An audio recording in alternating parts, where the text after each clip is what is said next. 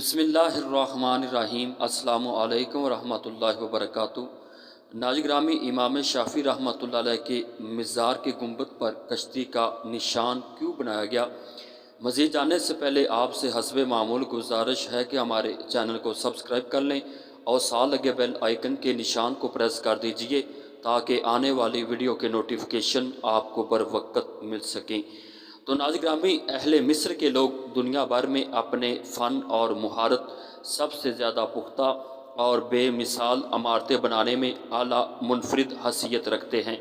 مصری مسلمانوں کے ہاں مخصوص علماء صلحاء کے مزارات پر مینار یا گنبد پر کشتی کے نشان بنانے کا رواج قدیم ہے۔ اسی طرح امام محمد بن ادریس شافعی رحمۃ اللہ علیہ کا جو مزار ہے، وہاں گنبد پر کشتی کا نشان بنایا گیا، جو کہ خاص اشارے کی خاصیت رکھتا ہے۔ امام شافعی رحمۃ اللہ علیہ کا مزار تاریخی شہر قاہرہ میں ہے۔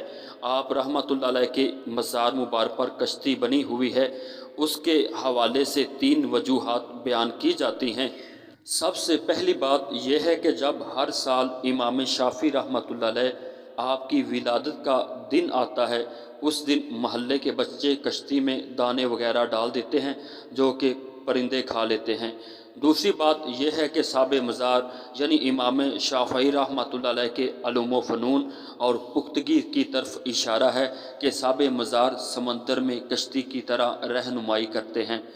تیسرا اشارہ اس میں یہ ہے کہ آپ رحمۃ اللہ علیہ اہل بیت اطہار سے بہت محبت کرتے تھے، اور یہ اشارہ اہل بیت کے بارے میں حدیث سفینہ کی طرف ہے، اور یہ حدیث مبارکہ مسند بزار اور طبرانی میں موجود ہے۔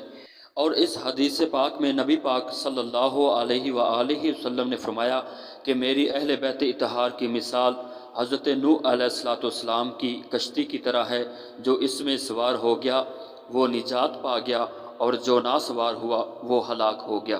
اور امام شافعی رحمۃ اللہ علیہ واقعی اہل بیت اطہار سے بہت زیادہ محبت رکھتے ہیں۔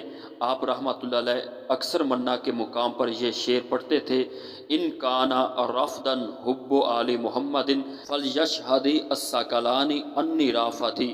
حب آل محمد اگر رفض ہے تو جان لو میں رافضی ہوں۔ تو ناظرین کرام، اس محبت اہل بیت کی وجہ سے آپ کے مزار کے گنبد پر کشتی کا نشان بنایا گیا۔ مطلب یہ ہے کہ آپ رحمۃ اللہ علیہ بھی اس اہل بیت کی کشتی میں سوار ہیں۔ تو یہ تھی 3 وجوہات جس کی بنا پر گنبد پر کشتی کا نشان بنایا گیا۔